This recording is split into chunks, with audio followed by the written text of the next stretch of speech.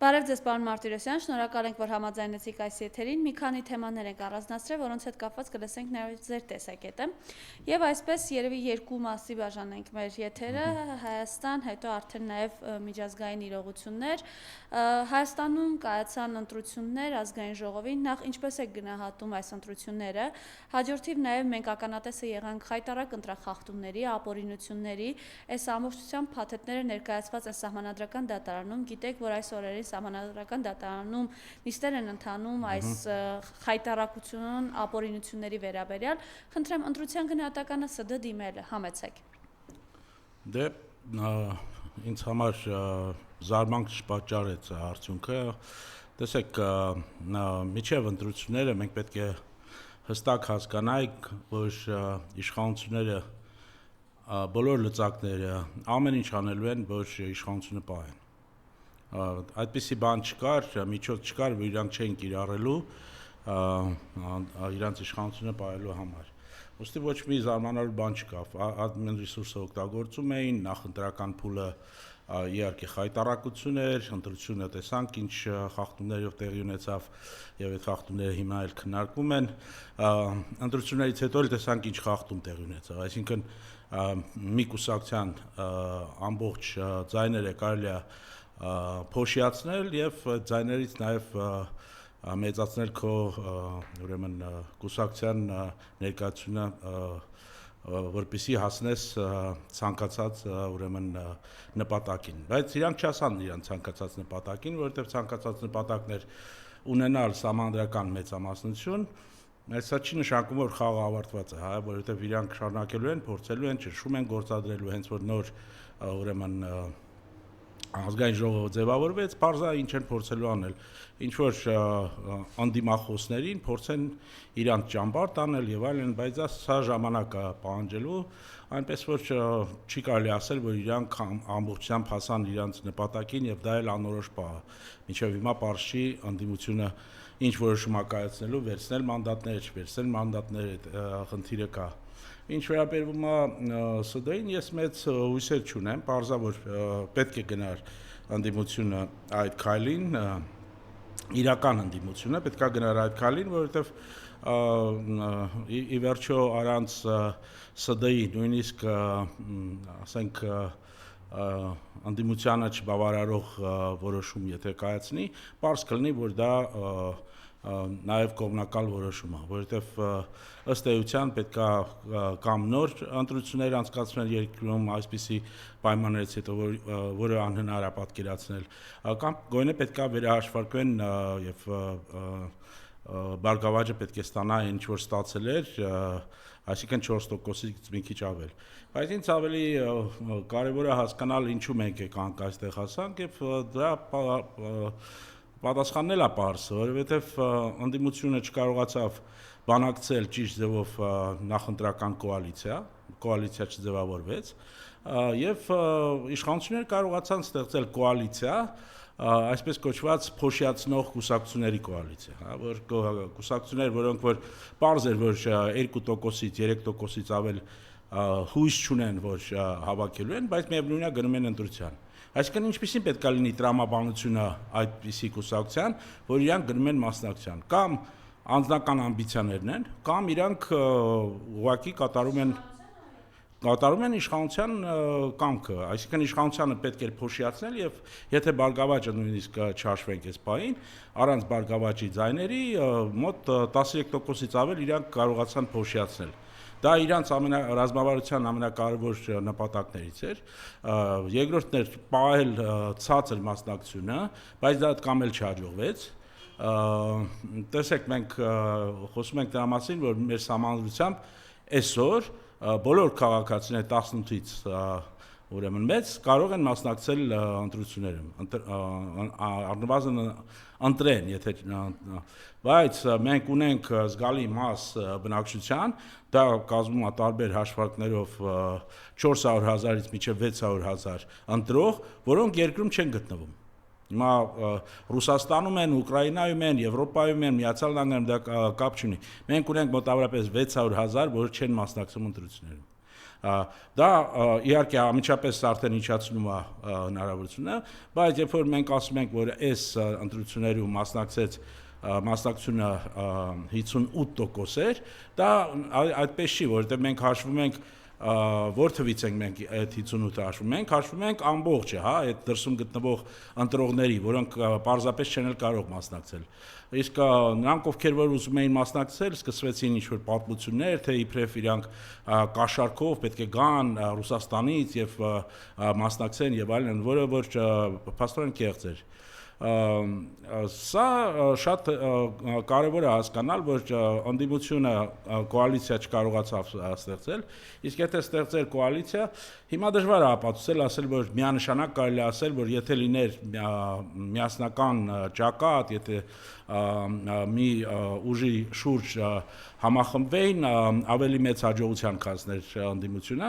որովհետև դա անցել է արդեն, ոնց ապացուցես, որ դա հնարավոր էր։ Բայց մենք ունենք փորձ, պատմական փորձ ունենք։ 96 թվին, երբ որ դա եղավ, իհարկե անորոշ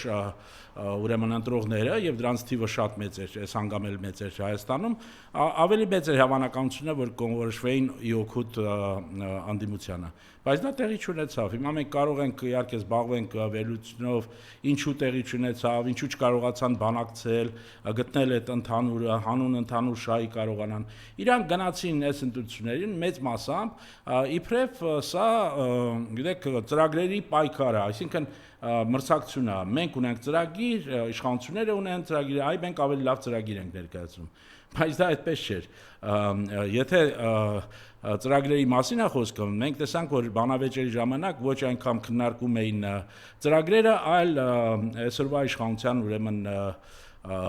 ձախողումները եւ այլն։ Բայց եթե այդպես է, ինչու է քննարկում ծրագրեր։ Կամ եթե կուսակցությունես, որը կարա 3% հավաքի, ինչի ես գնում ընտրությունների, լավ իմանալով, որ դու քո ծրագրերը չես կարողանալու իրականացնել։ Չի լինելու քո կողմից վարչապետ։ Չի լինելու, դու չես կազմելու կառավարությունը, բայց դու միևնույն է ընտրողներին ասում ես, որ դու ծրագրեր ունես, ես անելու, ես անելու։ Սա բերում է նրան, որ հետո մենք զարմանում ենք, ինչու է ապաթիա տեղի ունենում ընտրողների մոտ, հա, որովհետև ընտրողը տեսնում է, որ դա ոչ մի բան չի փոխում, ոչ մի բանի չի բերում։ Իսկ իշխանությունը կարողացավ փոշիացնել ձայները, ինչպես ասացի, եւ իհարկե իրանց նպատակին չհասան, ամենակարևոր նպատակներ, որի հետ կապված է նաեւ իրանց արտաքին այդ ամբողջ այդ կառույցը, հա, կապված է դրա հետ, որ իրանք պետքա համանդրություն փոխեն, որից հետո նոր կարող է պատահի Ադրբեջանը ստորագրի վերջնական ստորագրի պայմանագիրը։ Հիմա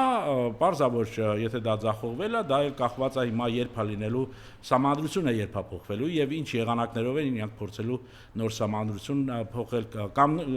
լրիվ փոխել համանդրությունը կամ նոր համանդրություն, ինչու՞ չէ ներկայացնել նոր համանդրություն։ Պարոն Մարտիրոսյան, դուք ասում եք, թե իրականում ինչ հարցեր կան, որ ինքը չկարողացավ իր նպատակին հասնել, այդուհանդերձ իրենց մոտ կա ինքնավստահություն, որ իրանք, տեսեք, ես նույն գիշերը ժամը 2-ին եկավ իրեն միազնյա իշխանություն կարգեց,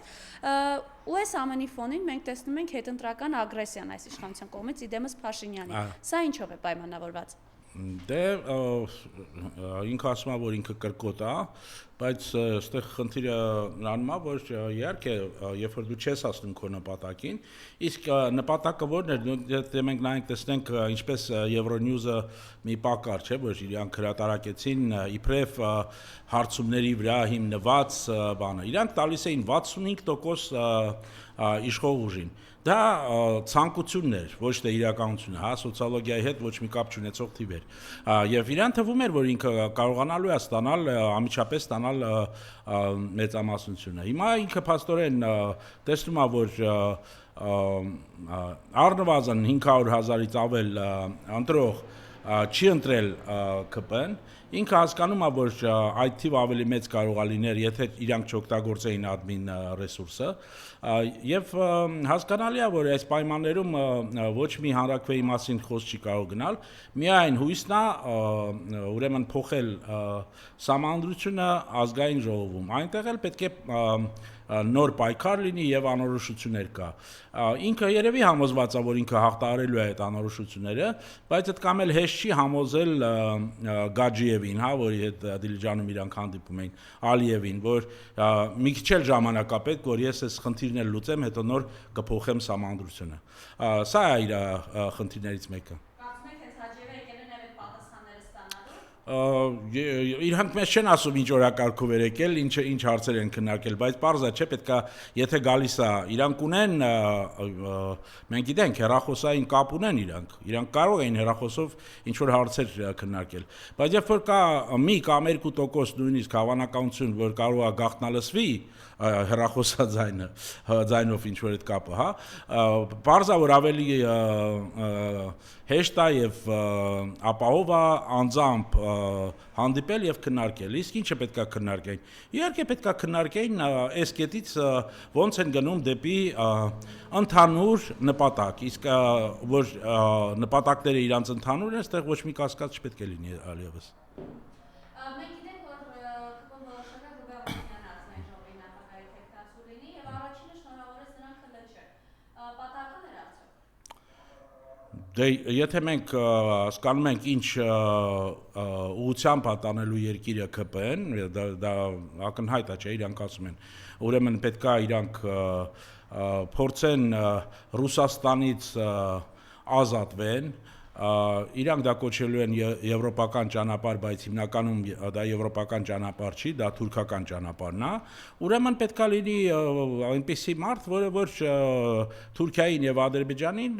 իրանք էլ իրանց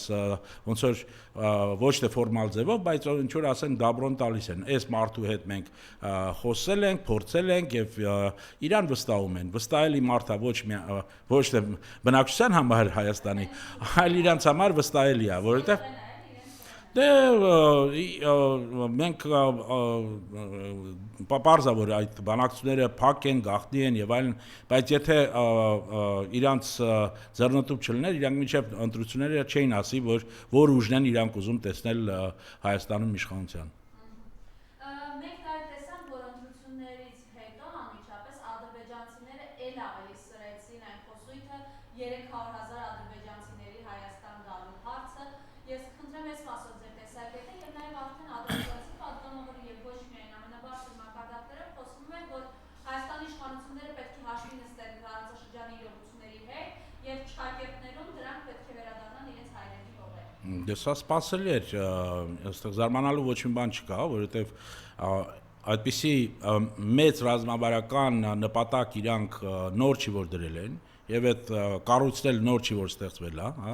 90-ականներից կա այդ կառույցը։ Իրանք ուղղակի տեսան, որ իրանք հասել են այնպիսի հաջողության, որը իրանց համար էլ անսպասելի էր։ 20 թվին իրանք ստացան ավելին, քանի իրենք երբևիցե կարային երազեին։ Այսինքն, երբ որ դու այդ ամենը ստանում ես ու գործ ունես մի պարտների հետ, որը որ ամեն ձև փորձում է խուսափել պատերազմից, ամեն ձև նույնիսկ իր ժողովրդին վախացում է, որ այ եթե չընտրեք ինձ, այ եթե սահմանադրական մեծամասնություն չունեցա, պատերազմ է լինելու, նույնիսկ օրն է ասում պատերազմի։ Հասկանալի է, չէ, բացի դրանից այդ ուժը կապում է իր ամբողջ զարգացման ծրագիրը, նաև մեծ մասամբ Թուրքիայի եւ Ադրբեջանի հետ, ճանապարհները, կոմունիկացիաները եւ այլն։ Եվ երբ որ իրանք դա տեսնում են, իրանք հասկանում են ինչ հզոր լծակներ իրանք ունեն իրանց ձեռը։ Եթե դու ունես այդպիսի լծակներ, ինչու չօգտվել, ինչ պետք է անի Փաշինյանը այս պահին, որ ասի չէ, դուք մենք պայմանավորել ենք, որ մենք Արցախից հրաժարվում ենք, դուք էլ չեք խոսում ադրբեջանցիների վերադարձի մասին։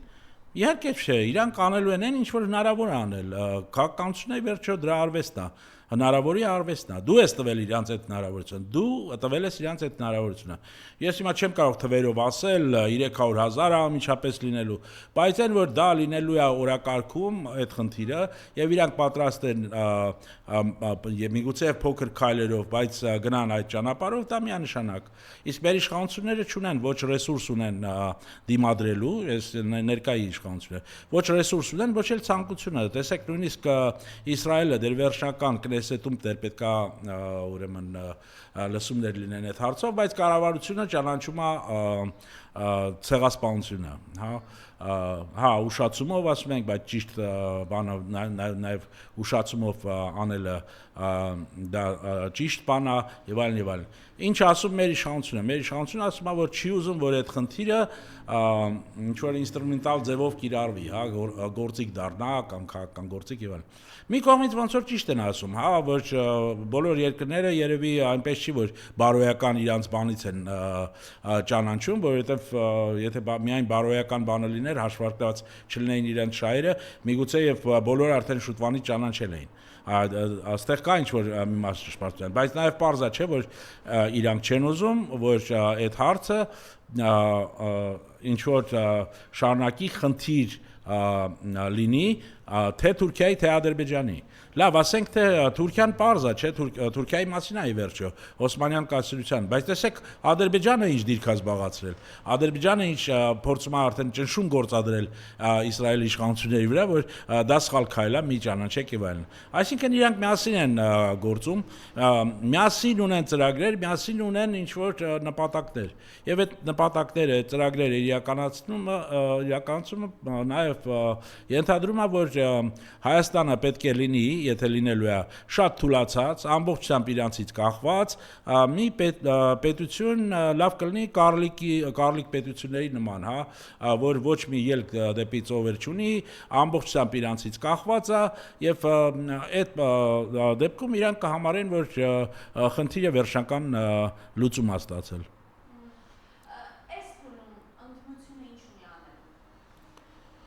Դիմությունը միշտ անելիք ունի,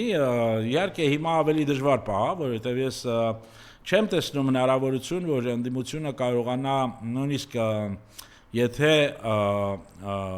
այն որոշումը, որ հուլիսի 4-ին Սահմանադրական դատարանը ներկայացնելու է, հանրայնացնելու է, եթե դա չլինի արդար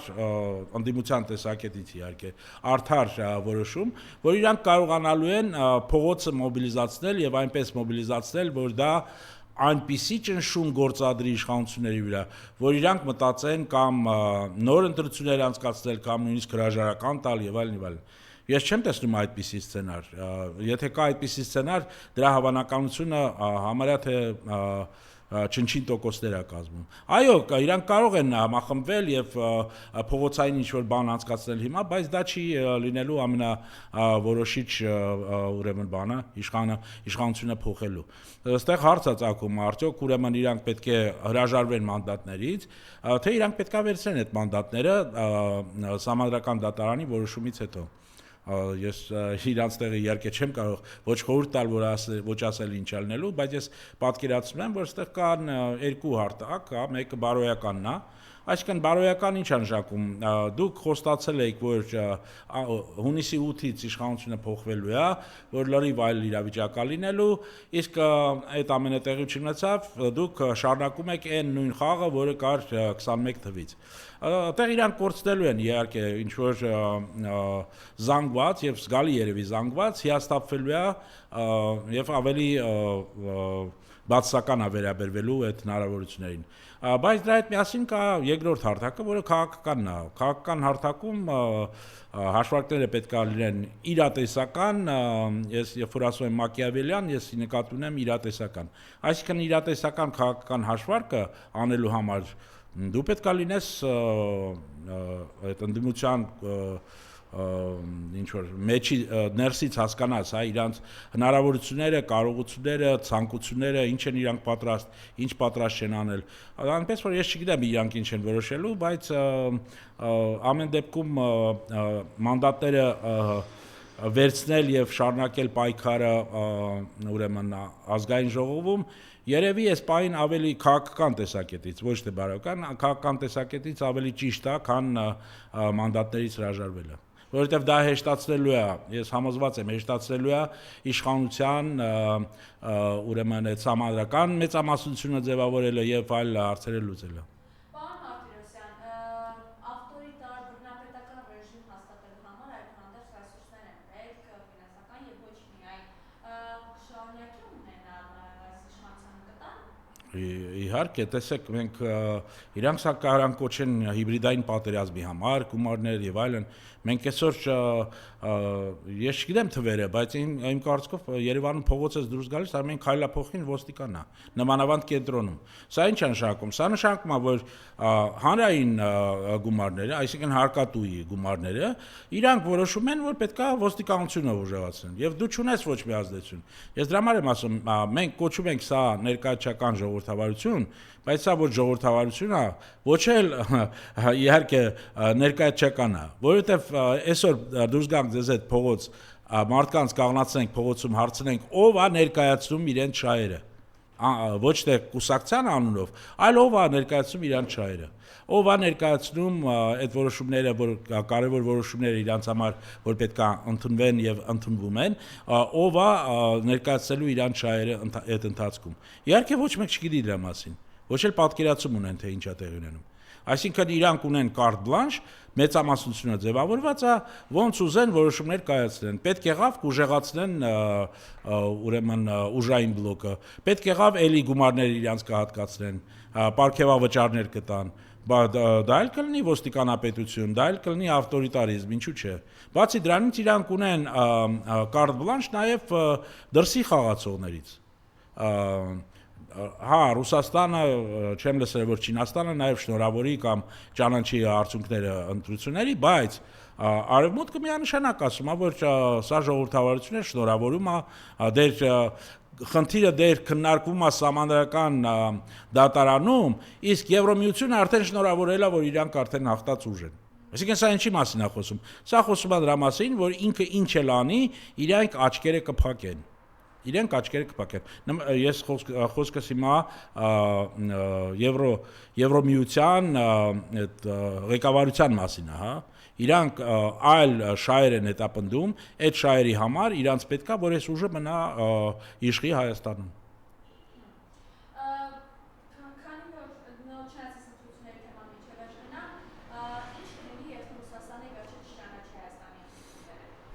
Դե եթե չեն ճանաչում ընտրությունները եւ եթե իրանք ֆորմալ առումով հայտարարեն այդպիսի բան, ուրեմն իրանք չեն էլ ճանաչելու ինստիտուտները, որոնք ձևավորվելու են այդ ընտրությունների բանով, հա, արդյունքների վրա հիմնված։ Ամենակարևորը ազգային ժողովը, իսկ ազգային ժողովում նաև ձևավորվում է կառավարություն։ Այսինքն դա կարող նշանակի, որ իրանք չեն ճանաչում կառավարությունը Հայաստանի։ Ես չգիտեմ իրանք պատրաստ են այդպիսի քայլերի գնալ,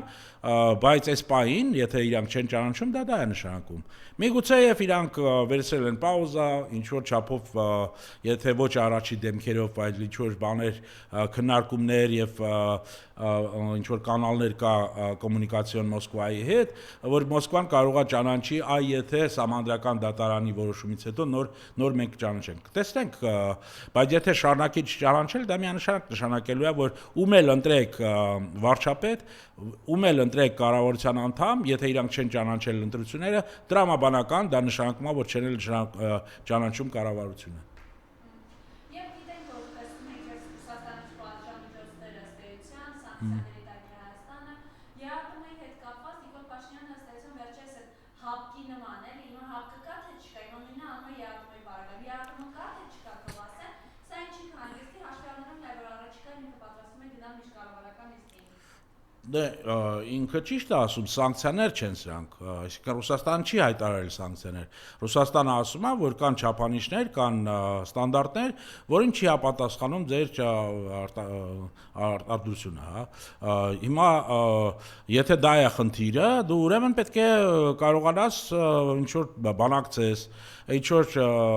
թերություններ կա վերացնես եւ այլն, հա, դա է լինելու ընթացքում։ Ինքը այդ ձևը ուզում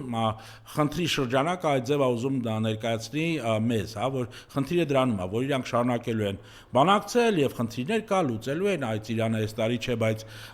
բանը ձուկը կարող է պատահի եւ այլն, հա, ինչ որ ձևով բանակցելու են խաղողը եւ այլն եւ այլն։ Կարող է պատահի, ինքը այդպես է իրան պատկերացնում, բայց այդտեղ կա հստակ եւ սա քաղաքական մասն է, հա, ոնց որ դու մերժես այդ քաղաքական բաղադրիչը, որը ամենակարևորն է իմիջիալոց այս ամբողջ պատմության մեջ։ Այդ քաղաքական բաղադրիչը ինչու՞ն է։ Իրանք ոչ թե ասում են, այդ ոնց եղավ, որ մի օրում որոշվեց, որ չեն համապատասխանում քո ծաղիկները կամ ելակը կամ մնացածը չեն համապատասխանում ինչ որ ստանդարտների։ Այդ մի օրում եղավ։ Իհարկե ոչ։ Մի օրում ինչ տեղի ունեցավ։ Մի օրում տեղի ունեցավ հայտարարություն։ Դուք կամ մեզ հետ եք, կամ մեր թշնամու հետ եք, որովհետև Ռուսաստանը հիմա հայտարարել է, որ Եվրոմիությունն է, այսինքն Եվրոմիությունն է դա հայտարարել, որ իրանց գեր նպատակն է հասցնել ռազմավարական պարտություն Ռուսաստանին։ Այսինքն եթե սա թշնամի չի, բաղով է ուզում քո ռազմավարական պարտությունը։ Ուրեմն եթե դու մեր թշնամու հետ ես, մենք չենք ուզում, որ դու դա անես մեր հաշվին։ Դու որոշի, դու մեզ հետ ես, թե պարզ է, որ այդ որոշումը չի ուզում Փաշինյանը կայացնել, ինքը դեր շատ էին խոսում դիվերսիֆիկացիայի մասին, այլընտրանքների մասին, բայց տեսեք 8 տարի իրանք իշխանություն են, հիմա նոր խոսում են ինչ-որ այլընտրանքների մասին։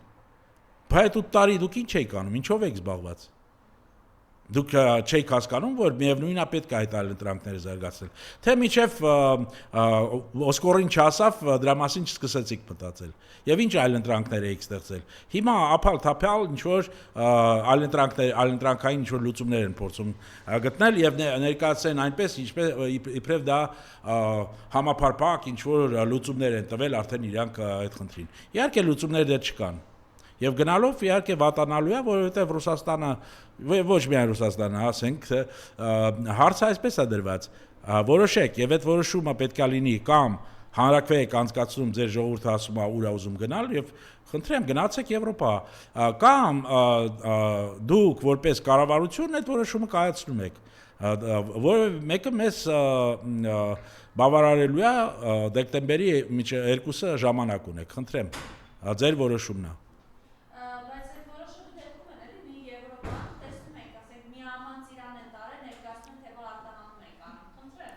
Դե սա PR-ի եւ վիրտուալ իրականության աշխարհում ենք ապրում, այսինքն սիմուլյակր ստեղծել, ես ասացի, որ այնպես ներկայացնել իբրև լուծում կա արդեն։ Մենք արդեն Էմիրատներ ուղարկում ենք մեր բանը, մենք ուղարկում ենք Լատվիա ծաղիկները, բայց երբ որ քանակներին նայում ես, եթե կան այդպիսի տվյալներ, պարզա որ շատ հեռու ենք մենք այդ բանից։ Նույնիսկ Փաշինյանը ստիպված հիշեցնում է իր ուրեմն տնտեսության նախարարին, որ 96 միլիոն ծաղիկ է պետք արտահանել, ոչ թե 10,000 կամ 100,000 նույնիսկ։ Ու սա է խնդիրը, հասկանում եք, այդ այլընտրանքները արագ հնարավոր չի ստեղծել։ Դրա համար պետք է ժամանակ, դրա համար պետք է շատ լուրջ աշխատանք եւ պարզվում է, որ ես ինչպես ասացի, 8 տարի իրանք այդ աշխատանքը չեն արել։ Իսկ հիմա ասում են Եվրոպան իհարկե փորձելու է ձևի համար նույնիսկ գումարներ հատկացնել, ինչ որ հայտարարություններ անել, այ Հոլանդիայի կամ Նիդերլանդերի վարչապետը զանգել է, ասում է, որ մեր ծաղիկները պետքա ունենան մուտք Նիդերլանդներ։ Բայց դուք հասկանում եք դուք ինչի մասին եք խոսում։ Դուք խոսում եք դրա մասին, որ Հայաստանի ծաղիկ արտադրողը կարող է մասնակցի Նիդերլանդներում անցկացվող աուկցիոններում։ Ընդ որում այդ աուկցիոնները գնում են ներքև։ Դրել ես քո վարդի գինը 7 եվրո, աուկցիոնի ժամանակ դա կարող է իջնի մինչև 1 եվրո, կարող է մի քիչ ավելի ցածր, որովհետև դու մրցակցելու ես արդեն կայացած արտադրողների հետ, որոնք որ որակել են տալիս, արժեքնել իրենց համար ավելի ցածր է, քան քո համար։ Նույնիսկ եթե այդ արժեքի լոգիստիկայի, տրանսպորտի գինը եվրոպացիները վերցնեն իրենց վրա։ Միևնույնն է դու չես կարողանալու մրցակցես իրենց հետ։ Սա է խնդիրը, թե չէ ինչ որ ապագորգոր ինչ որ հայտարարություններ անել, դա իրանք շատ լավ իրանց մոտ ստացվում է։ Իրանք նույնիսկ պատերազմում պարտվելը համարեցին, որ դա հաղթանակ է։ Հիմա ժողովրդին բացատրում են, որ դա միակ ձևն էր Հայաստանը պահելու համար, չէ՞։ Այդպես ասում։ Եթե Արցախը չտանք, Հայաստանն ենք կորցնելու։ Դա ասում ինքը։ Բայց դու չես եկել այդպիսի ծրագրով, չես ընտրվել 21 թվին, չես ընտրվել նույնիսկ 18 թվին այդպիսի ծրագրով։ Դու ստեղծել ես մի ծրագիր, մինչև ուրեմն 2050 էր կոչվում, եթե հիշում եք, տեսլական, որտեղ լրիվ ուրիշ բաներ էր գրված։ Հիմա դու ասում ես, որ սխալվել եք։ Մենք ինչ իմանանք, վաղ նորից կարող է սխալվել ես։ Սխալը քաղաքականության մեջ սխալի գինը քո հրաժարականն է։ Հələ ավելի փոքր սխալերի համար, տեսեք, Մեծ Բրիտանիան 6 վարչապետ փոխեց 10 տարում։ Ինչու՞, որովհետև սխալվում են, սխալվում ես, դու պետք է հրաժարական տաս, քեզ հեռացնեն, որովհետև հա, չէ, այնտեղ նույնիսկ Ֆոլքլենդներ չեն հանձնում։ Լուր մնաց հայրենիք։ Սա է խնդիրը, իսկ եւ համակարգը թույլ է տալիս իրանց, որ իրանք այդպիսի ստերով, լկտի ստերով կարողանան շարունակեն կոչեն սա հանրապետություն։ Բայց սա հանրապետություն չի։ Մենք դա էլ պետք է հասկանանք հստակ, որովհետեւ հանրապետությունը ենթադրում է, որ դու ունես իշխանությունների առանջատում։ Դու ունես ինչ որ ձև վերահսկելու հայ տարբեր իշխանությունների վրա կան լծակներ եւ այլն։ Այդ համակարգը դու չունես։ Ոնց է սա հանրապետություն։ Սա մի բռնապետության մի տեսակն է։ Կարող է դեր մեղմ բռնապետությունը, հա, կոշտ միջոցների չի գնում, ֆիզիկապես չի ոչնչացնում ընդդիմությունը, ոնց որ Ֆրանկոն էր անում Իսպանիայում կամ այլոք, բայց միևնույնն է, միջոցներ կա, լծակներ կա, բոլոր իշխանությունները իրանց ձեռն են, ոնց ուզում են էլ անում են։ Սա է, սա ժողովրդավարություն է, երբ որ ժողովուրդը, իրանք ժողովրդի անունից շատ են խոսում, երբ որ ժողովուրդը չունի ոչ մի ազդեցություն որոշումների վրա, որը դուք կայացնում եք։ Չկա ազդեցության ոչ մի հնարավորություն։ Եվ երեք օրինակ մեր բանախոսներից պարոն Սուրենյանցը ասաց իր ունեցած տեղեկություններով եւ վստահ լինելով այդ տեղեկությունների ճշմարտացիության վրա, բոլոր խողովակներով Փաշինյանը փորձում է անմիջապես Ռուսաստանի նախագահի հետ կարողանալ հանդիպում կազմակերպել, կոնտակտի դուրս գալ եւ նաեւ այս մասով կուզեմ ձեր տեսակետը արտահայտեք եւ ինչ է կարծում այդպես հա այն շուստրիությամբ Ենոք Հավանցուկը կարողանա ԵԱՏՄ միջկառավարական նիստում էլ այդպես հարցեր լուծել։ Դուք շատ բարդ հարց եք տալիս։ Այն որ իրանք փորձում են բոլոր կանալները օգտագործել, որպեսզի վերադառնալ բանակցային սեղան եւ օրակարգը ձևակերպել իբրև չափանիշների խնդիր, հա, ոչ թե քաղաքական խնդիր։ Դա միանշանակ է, բայց այստեղ մի խնդիր կա կապված իր հարաբերությունների հետ Պուտինի հետ։ Ինքը միշտ խաղացել է այդ խաղը, որտեղ ինքը մի բան ասում է Մոսկվայում, մի ուրիշ բան ասում է Բրյուսելում, Վաշինգտոնում, եւ դա ինչ որ ձևով անցնում էր, որովհետեւ Մոսկվայում ինքը կարող նույնիսկ ասել, որ դե ստիպված է Զելենսկուն ընդունել Երևանում, ես ամենը անում եմ, բայց ես ամենը անում եմ, որովհետև ուզում եմ երկիրս չընկնի սանկցիաների տակ, եւ եթե չընկնի սանկցիաների տակ, ես այդ կարգավիճակում կարողանալու եմ ավելի լավ նաեւ ձեր շահերը բավարարեմ, հա, ինչ որ խնդիրներ լուծել, որովհետև Ռուսաստան սանկցիաների տակ է։ Կամ ինչ որ մի տենց մի բան, այսինքն ես կարողանալու եմ ձեր շահերը բավարարել, եթե ես շարունակեմ այս խաղը արևմուտքի հետ։ Արևմուտք գնում է, ասում է հիբրիդային պատերազմ է, Ռուսաստանը էս անում, ներսում ասում է Ռուսաստանը թշնամի է, լրտեսներ են, փողեր անում եւ այլն եւ այլն։ Սա իհարկե, եթե նորմալ մարդը նայի այսպես նարատիվներին, կասի սա շիզոֆրենիա է։ Իսկական շիզոֆրենիկ վիճակ է, բայց իրան հաջողվում էր, ինչ որ մի պակար, մինչև հաջողվում էր։ Հիմա խնդիրը եկել հասել է արդեն այն պահին, երբ որ Ռուսաստանը հասկանում է, որ այդ հանդուրժելը, մտածելը, որ այ բոլոր լծակները մեր ձեռն են, հիշում եք իրանց հայտնի այդ բանը Լուկաշենկոյի Ակուդայանի ձենուցը, որ կարող է պատահի, խնդիրը իրանք արդեն այդ վերահսկելու բանը կորցնում են, լրիվ կորցնում են։ Եվ իհարկե, եթե այդպես են իրանք տեսնում, ավելի հավանական է, որ իրանք ավելի կտրուկ միջոցների դիմեն, այսինքն պահանջեն, որ ինքը ինչ-որ բաներ փոխի ստեղ ներսում, կամանի են, ինչ-որ իրանց պետք է։ Ու իմիջիալոց, երբ որ ասում են, եւ լսեցի երեք Սահմանադրական դատարանի քննարկումների ժամանակ, ուրեմն դատավորներից մեկը Սաֆարյանը ասում է, այ Ռուսաստանը 3 ուժին հաջակցում էր, այսինքն կրկնում է ԿՊ-ական այդ թեզերը, հա։ Լավ, մի կողմ, որ դա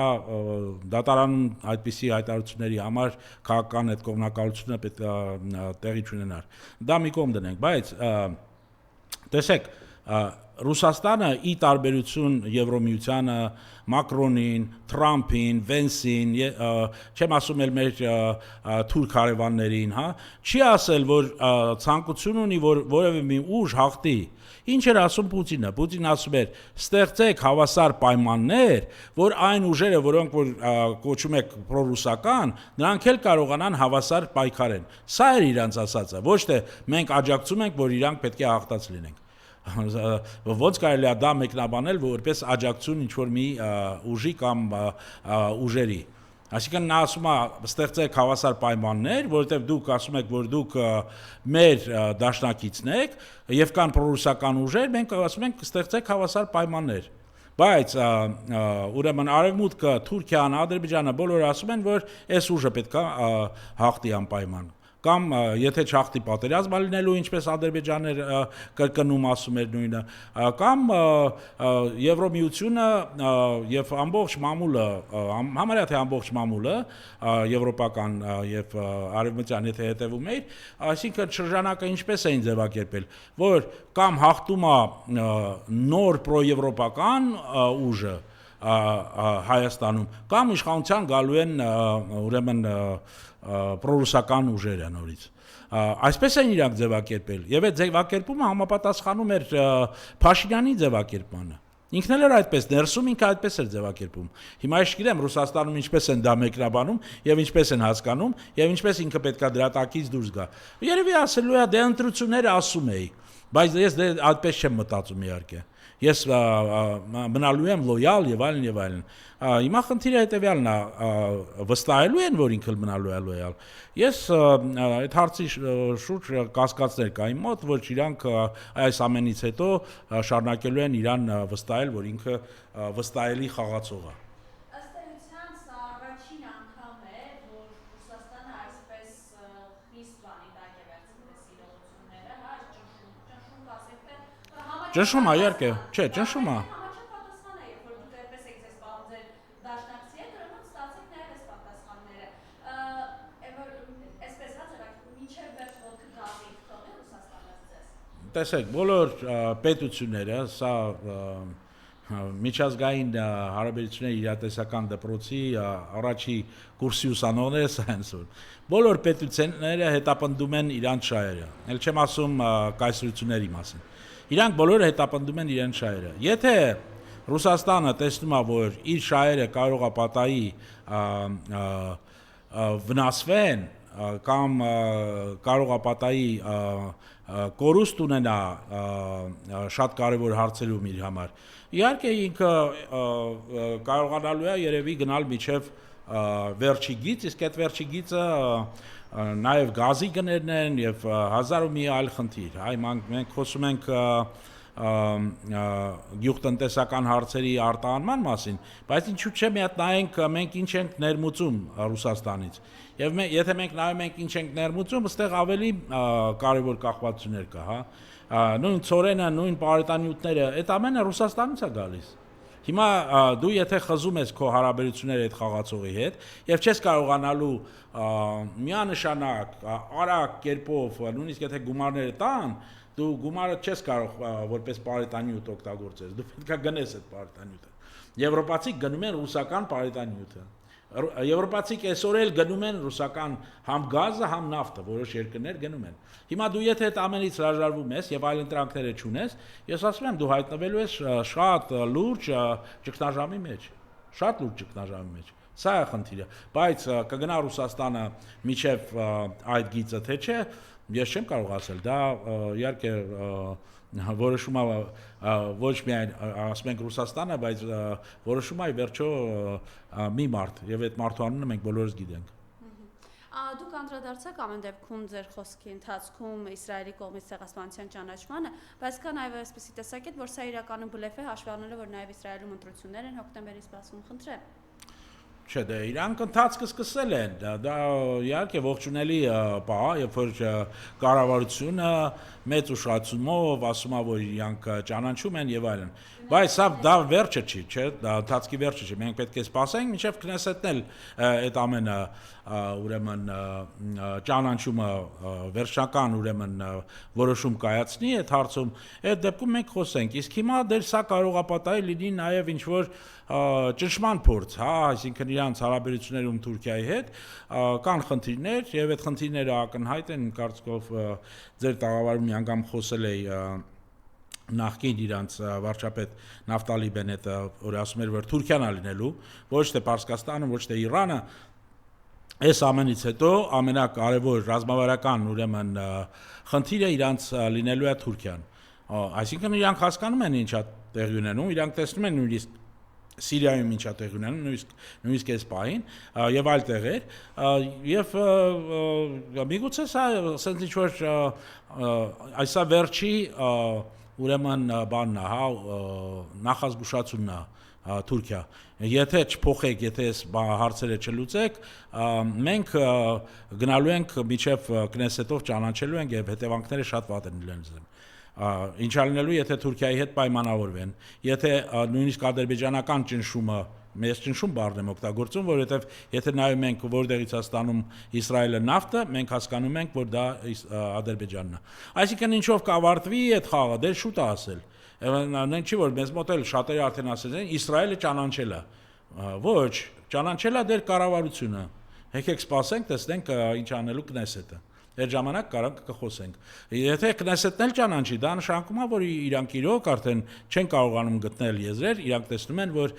թշնամությունը Թուրքիայի հետ անխուսափելի է։ Եվ դա բերելու է նրան, որ իրանք վերանայելու են նաև իրանք տարածաշրջանային ինչ-որ ռազմավարությունը։ Եվ Իրանը Միացյալ Նահանգներ, ինչպես է գնահատում։ Դե այստեղ էլ մի քիչ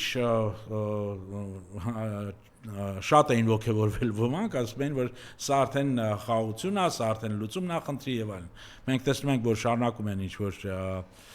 հարվածներ կողմերը հասցնել եւ այլն, դա էլ սպասելի էր։ Ինչի էր այսպիսի խաղաղություն պետք Թրամփին, որովհետեւ ինքը ունի մի քանի կարևոր իրադարձություններ, հիմա էս ուրեմն ֆուտբոլի առաջնությունն է, հուլիսի 4-ին էսա գալիս է մեծ տոնա Միացյալ Նահանգներիում, հա, պատերազմական վիճակում շատ մեծ են հնարավորությունները, որ կարող է ամբողջ ազգի համար ինչ որ տխրելու բաներ ստեղծվեն, հա, խոսքը օրինակ զոհերի թիվը կտրուկ աճում է, այդպիսի սցենար հնարավոր է, չէ։ Այսինքն դա տեսնելով ինքը համոզված էր, որ ժամանակավոր իրան պետքա սխմել պաուզա կոճակը, հա, այդ պաուզա կոճակը 60 օր, բացի դրանից ինքը ներսում կոնգրեսում ունի խնդիր այս հարցի շուրջ եւ այլն, այդ 60 օրը ինքը ստացել է, բայց այդտեղ չի ասված, որ սա վերջնական է։ Սա ուշագիր է, սա վերջնական լուծում չի հարցի։ Ես համոզված եմ, որ այդ 60 օրից հետո կարող է պատահի նորից իրանք վերադառնան արդեն վերջնական բանակցեն նմանավանդ 8-րդ կետի շուրջ, որը միջուկային ուրեմն հարստացման հարցերին նաև պաշարներին է վերաբերվում, այդտեղ չգտնեն ինչ-որ մի լուծում։ Եվ դա ինչ է նշանակելու։ Դա նշանակելու է, որ այդ պաուզան Թրամփը կարա շարունակի մինչև նոյեմբերի ընտրություններում նորից ցույց տա, ասի, չէ, ես արդեն հասել եմ խաղաղության, Իրանի հետ խնդիր չկա, բայց ընտրություններից հետո եթե ստանա այն ինչ որ իրան պետք է, այսինքն հանրապետականները ձևավորեն մեծամասնություն կամ պահպանեն մեծամասնություն, ինքը չի բացառվում, որ նորից կվերադառնա ռազմական միջոցների։ Այսպիսի սցենար ես չեմ բացառում։ Դեռ վերջնական ոչ մի բան լուծված չի։ Շնորհակալություն։ Ձեզ շնորհակալություն, ցտեսություն։